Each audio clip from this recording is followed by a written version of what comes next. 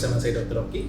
Saya Dr. Friska. Hari ini kita akan membahas tentang kelahiran secara normal versus kelahiran secara sesar, karena ini sering menjadi dilema bagi kaum wanita, melahirkan secara normal ataukah secara sesar.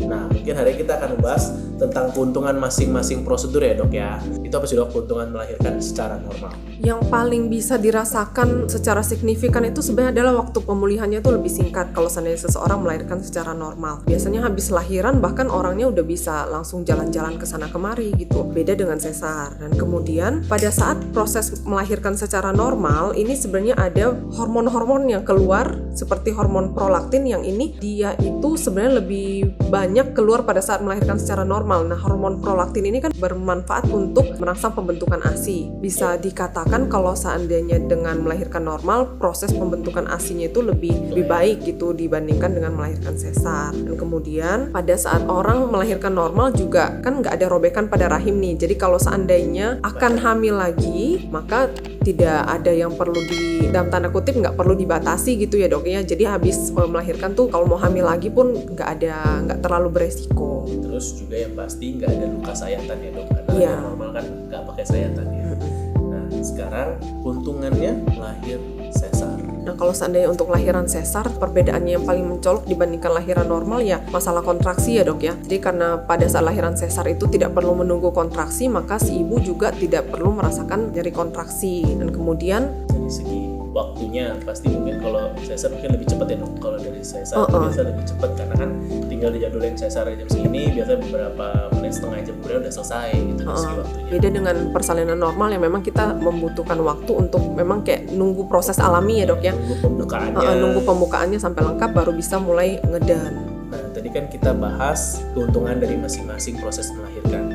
Nah, sekarang ada nggak sih kerugiannya? Nah, kalau seandainya sebenarnya nggak bisa dibilang rugi-rugi banget ya, cuma ya memang bagian dari proses melahirkan lah. Kalau seandainya persalinan normal tentu kan memang kita butuh waktu untuk menunggu pembukaan sampai lengkap. Kemudian juga selama proses menunggu itu kontraksinya kan memang lumayan nyeri. Jadi berbeda dengan sesar yang bisa langsung dibius, kemudian pasien tetap merasa nyaman dan tenang, tidak merasakan rasa nyeri. Kemudian pada saat persalinan normal juga ada beberapa hal yang bisa terjadi kayak inkontinensia uri atau ketidakmampuan seseorang itu untuk nahan pipis dok. Jadi bisa keluar sendiri. Jadi meskipun kasus ini cukup jarang ya, sebenarnya nggak semuanya ibu hamil yang melahirkan normal akan selalu begini, tapi ini cukup mengganggu. Tapi tenang aja karena keadaan inkontinensia uri ini biasanya tidak berlangsung permanen dan dapat diatasi dengan kayak melakukan senam-senam yang memperkuat otot-otot panggul. Kerugiannya kalau lahir sesar yang saya tahu satu dok, lebih mahal. Lebih mahal itu pasti lebih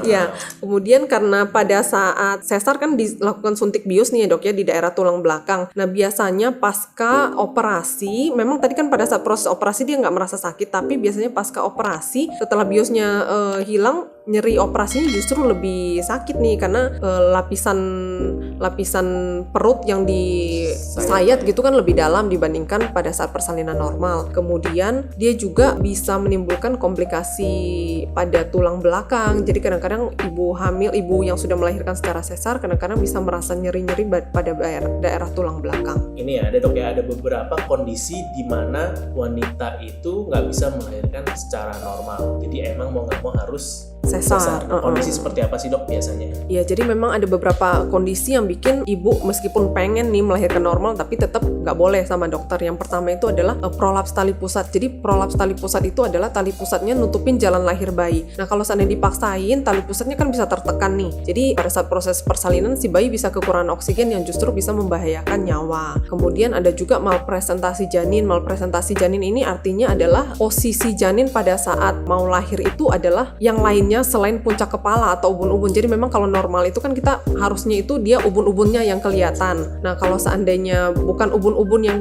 terlihat pada bukaan vagina, maka itu disebut malpresentasi janin atau biasa lebih kita kenal dengan nama sungsang. Jadi apa aja sebenarnya bisa yang wajahnya yang kelihatan atau kakinya atau bokong itu biasanya disebut sungsang dan lebih dianjurkan untuk operasi. Nah, kemudian kehamilan kembar juga biasanya kehamilan kembar jarang ya dok ya yang dua-duanya itu presentasi ubun-ubun. Jadi biasanya tetap dokter menganjurkan untuk operasi. Kemudian ada juga hal-hal lainnya yang kayak plasentanya letaknya di bawah dekat dengan jalan lahir sehingga beresiko untuk perdarahan, tutupin jalan lahir. Kemudian bayi yang gede juga ada hal-hal lainnya. Emang disarankan kunjungan sebelum melahirkan ya, itu emang buat menentukan, dokternya menentukan bagi kalian tuh Bisa lahir normal atau mesti sesar. Tidak.